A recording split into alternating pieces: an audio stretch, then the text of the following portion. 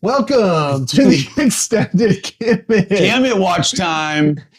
Andy, what a great intro. We're ready to roll. What are we watching today? We're bringing the energy because we got a new printer. We don't know the name of it. We don't know when it's coming, but we know enough to be excited about it. You know what that sounds like to me? A preview. It's a preview. We got a preview. EPSON previewed a new DTF printer at the Printing United show 2024. That was a month or two ago. Yep. And they released a video that kind of walks through and shows what the printer is. It's pretty light on details. They're teasing us with what's to come, but it's enough to see that EPSON's getting into this huge market and this growing market. So we're excited about it. So let's watch the video. Let's check it out.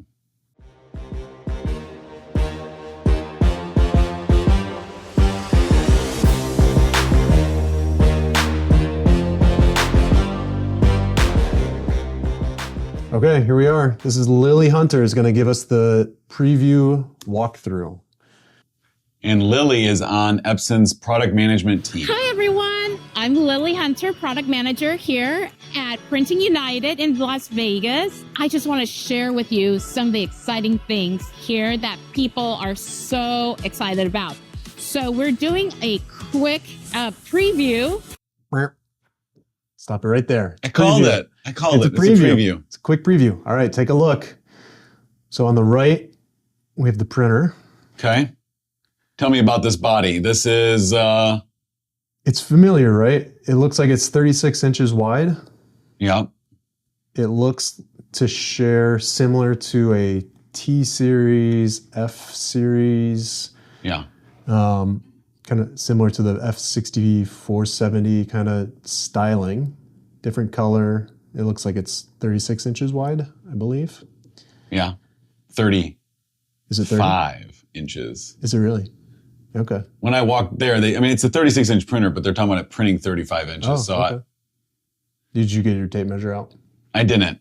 They didn't let me close enough. That's the fun thing about a preview is we are kind of learning as we go. We don't know a lot about this printer. So on the F64 printer that it sort of looks like, are the inks arranged like that though? Underneath, yeah. Underneath, because that's the new design. So there are slide out bags. So the cabinet is integrated into the bottom of the printer. So it's the clip-in bulk ink bags. They don't like the 1.5 or 1.6 liter bags that you find in some of the other printers. But that's a 44-inch printer. And that's a 44-inch. So they're using a body, it looks like possibly from a T-Series. Yeah, it looks like maybe they borrowed from a couple. Yeah. Yeah, and then you see on the left, we'll see how much further the video goes into it, but it looks like that's the shaker, all-in-one shaker curing type unit. So let's see what's left in this video. Of the new roll-to-roll DT film printer. We've been listening to people and we've implemented a lot of things. Well, first off, it prints up to 35 inches wide, so you... When you're right, you're right. You know. Maybe I should have watched this video before. I almost feel like, but was it a 44-inch body and just printing 35 inches wide, or was that a smaller body? I don't know. Yeah. People are going to have to tune into the next Gamut Watch. Here's a good question. When do you think we'll see this printer next? Well, January, you're going to have the Impressions Expo. It's got to be there. That's right? Long Beach. It has to be there. It's whether they'll have a name on it at that point and more specs, or if it'll be more like a preview like this again. Right. Yeah. Maybe CES. You think? In Vegas, new iPhones, new Samsungs, the DT film from EPSON. I don't think so. No? Okay, so maybe Impressions Long Beach? Yeah. That's probably That'd be a good my guess. And if it's not there, then... It'd be ISA? Yeah, April. Yeah, so there's a lot we'll learn. So you can see in the print, so it's printing that white ink, so color and then white. That looks like a 24-inch roll maybe that it's using. But what EPSON has now for a DTF solution is a hybrid, right? So you can use their DTG printer, direct to garment, and use it as a direct to film printer, but it's sheet based. You have to load it. It's not the most throughput for your dollar if you want to be doing film. Yeah. Great if you want to do garments. and some film. So this takes a full step into the film production, roll to roll, all in one step. Yeah. You can definitely gang up more print jobs.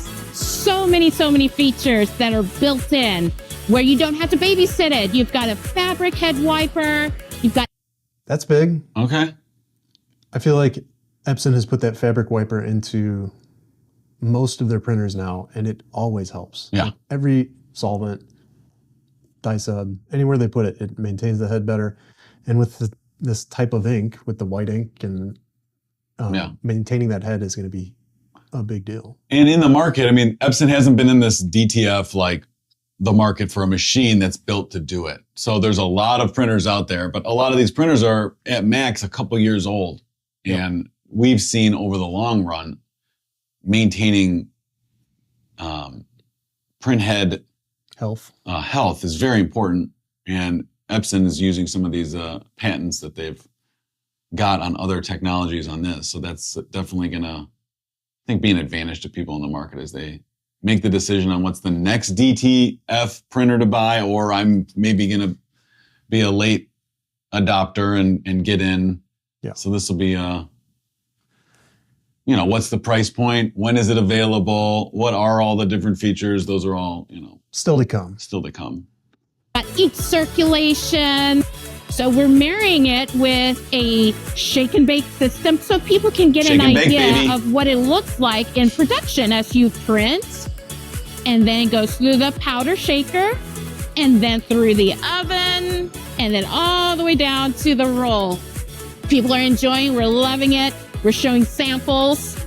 So that machine, the shake and baker, that is not an Epson product. That's not part of the Epson solution. Just like when you're doing t-shirts and they talk about a heat press, they're doing it to show this is how you're going to finish it. Sure. But that's not part, like what Epson's previewing is their DT film printer. That could be married with a number of different shakers. But it's not like that you're buying an Epson product and it's all that. Or similar like with dye sub, when you get these heat presses, calendar heat presses, that's not part of the solution. So, yeah.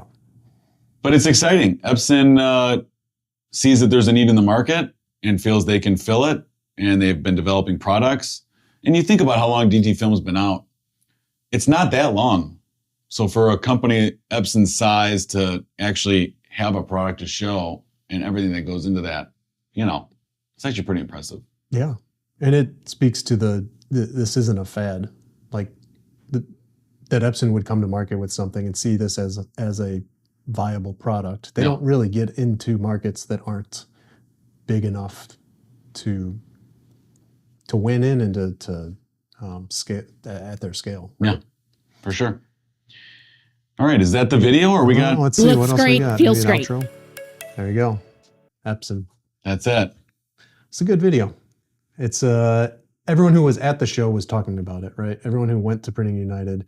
But after the show, there was nowhere to even, if you weren't at the show, there was nothing, because there's no web articles, there's no model number to even search. So to have a video like this for people who weren't at the show to be able to see this is what they displayed as you're planning your business for 2025 and maybe looking at DTF printers, you might want to hold off and see what Epson comes out with. Maybe it'll be at ISS that we learn a little more. Yeah. If I was in charge of the marketing, I would have called it a tease. A tease, okay. Not a preview, a tease. Yeah. Don't you feel like you that are just... a tease. You totally are a tease. Oh, man. All right. Well, Epson, thank you for that preview. And we look forward to that product coming out. But that wraps things up for this edition of Gamut Watch.